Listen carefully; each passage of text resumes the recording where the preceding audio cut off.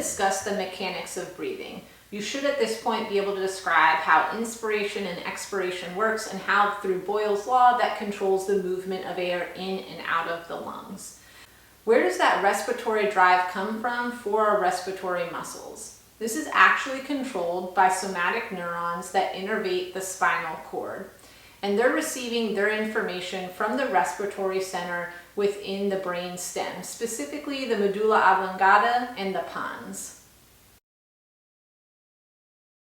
Respiratory control, or specifically the stimulus for inspiration, comes from 4 different centers within the brain stem. And we have the medulla oblongata and the pons. And there are 4 different sections that make up these 2 parts of the brainstem that are responsible for being rhythm-generating centers. Within the medulla, these are called the pre-Botzinger complex and the retrotrapezoidal nucleus. In the pons is the pneumotaxic center and the caudal pons. Our normal breathing that occurs in the absence of some sort of exercise or other external stimuli is controlled through the interaction between these pacemaker neurons in each of these regions. At rest, we find that the pre-Botzinger complex plays the largest role, and then whenever we start to exercise, we get integration of all 4 centers to control the breathing to meet the metabolic demand based on how high the intensity is that we are doing for exercise. So as we just mentioned on the previous slide, our breathing rate needs to meet our metabolic demand. So we have to have some sort of external stimuli or information being provided to the brainstem to tell us how often and how deep to breathe. We have 2 different categories of information that's going to be supplied. We can have humoral chemoreceptors, which are found in the blood, and then we can have neural input. We have both central and peripheral chemoreceptors, which are specialized types of neurons that can respond to changes in their internal environment. So they're located in 2 different areas. Our central chemoreceptors are located in the medulla itself, and our peripheral chemoreceptors are located in the aortic and carotid bodies. Specifically, the central chemoreceptors are sensitive to the partial pressure of carbon dioxide, as well as the hydrogen ion concentration that is located in the cerebral spinal fluid, whereas the peripheral chemoreceptors are going to be sensitive to the partial pressure of oxygen and the partial pressure of carbon dioxide, hydrogen ions, and potassium that's located in the blood. So if it's central, it's sensitive to cerebrospinal fluid. If it's peripheral, it's sensitive to these things that are located in the blood. Our neural input for respiration can come from both the motor cortex as well as from skeletal muscle receptors themselves. Our skeletal muscle receptors are going to be our mechanoreceptors, so things like our muscle spindles, our Golgi tendon organs, and our joint pressure receptors. Whereas we also have our muscle chemoreceptors, and these are sensitive to potassium and hydrogen ion concentrations that will occur with different levels of physical activity. This humoral and neural input is really vital in our ability to provide enough oxygenated blood to our active tissues. It gives us a way to even out this teeter-totter that the amount of exercise that we are doing or the intensity of exercise we are doing is being met by the right respiration rate and the right delivery of blood flow.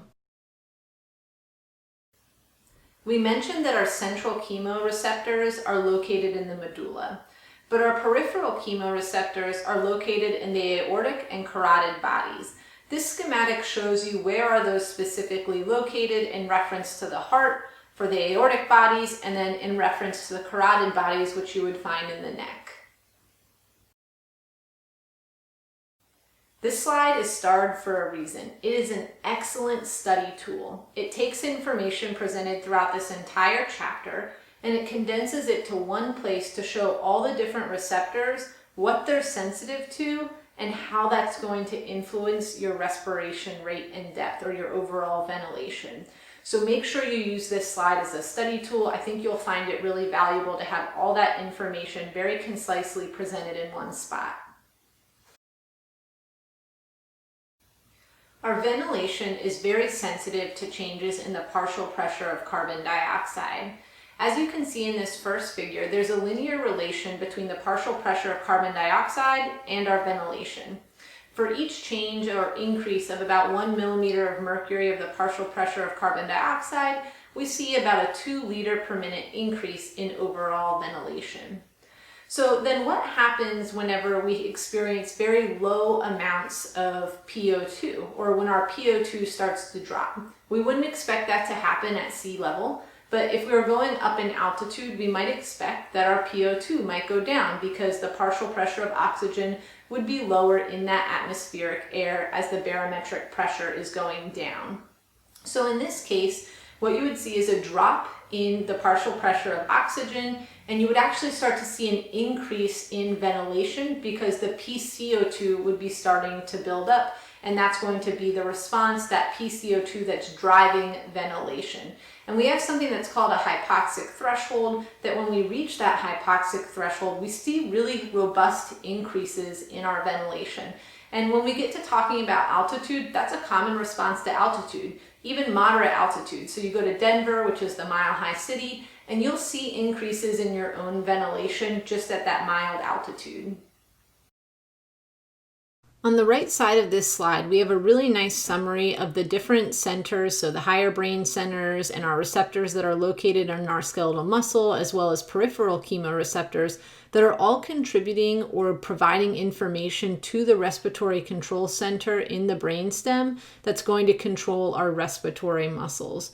But we have some differences between submaximal exercise and maximal exercise, or very heavy exercise. During submaximal exercise, the primary driver that's going to dictate or send information to the respiratory control center is going to be the higher brain centers, otherwise known as central command. And we get a little bit of fine tuning from our skeletal muscle receptors and peripheral receptors, coming from those humoral receptors, as well as some neural feedback from the muscles, right? So the right and left side of this figure. Whereas during heavy exercise, we have such a strong or robust increase in our ventilation, and this is really driven by elevated levels of hydrogen ions that are being produced in the muscle when we're forming lactate during anaerobic glycolysis that are stimulating the carotid bodies. We also have some influence from the buildup of potassium as a byproduct, our increases in body temperature, as well as an increase in circulating catecholamines, epinephrine and norepinephrine, that are driving a robust increase in ventilation. So something we've all probably experienced at some point is you're out for a run or maybe even a hike with a friend, and you're both going along and you're working at the same intensity, and one of you is more out of breath than the other. Well, we know that when people are more highly trained, that they have different respiratory responses to exercise. And actually that people who are highly trained are going to have a lower respiratory response to any sort of submaximal exercise intensity. And this has to do with training adaptations. Maybe that's going to be less hydrogen ions that are being produced through anaerobic metabolism, because that more trained individual can more quickly transition to aerobic mechanisms to provide that oxygen. The responses overall are just going to be more quick to get oxygen into the tissues, which is why they'll see a lower ventilatory response for any given intensity of exercise. Something I can't emphasize enough is that the structure of our lungs does not change with training. Sometimes we get really wrapped up in the fact that all these other variables of our physiology are going to adapt and change with training. The structure of the lungs are not one of those things. So the adaptations that allow us to have a lower ventilatory response have nothing to do with the structure of the lungs and everything to do with some physiological variables. Instead, our normal healthy lungs are very good at perfusing our blood with oxygen and getting that to the tissues. So that is not the limitation. This really brings us to our final question of whether or not the pulmonary system actually limits exercise performance. And when we answer this question, we're answering the question and thinking about it in the absence of disease. So we're assuming someone doesn't have asthma or COPD or cystic fibrosis. And the quick answer to low and moderate intensity exercise is no. The pulmonary system certainly does not limit exercise capacity in any way. Now, the difference is when we think about high intensity exercise.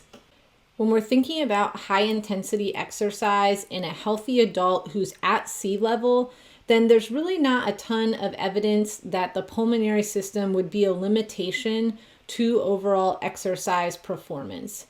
However, muscle fatigue, as we've mentioned, can happen to those respiratory muscles during very high intensity activity. So we're talking 90% or above in someone's VO2 max and for a very prolonged period of time. However, when we're thinking about very elite endurance athletes, these are people that have very, very large stroke volumes, which means they have very, very large cardiac outputs, and that blood flow is moving so quickly through the pulmonary circulation. In this case, when they're doing maximal exercise, about 40 to 50% will experience some level of exercise-induced hypoxemia, where they're not fully able to oxygenate all the blood that's passing through their pulmonary circulation. And then in those cases, technically the pulmonary system can be a limitation to exercise.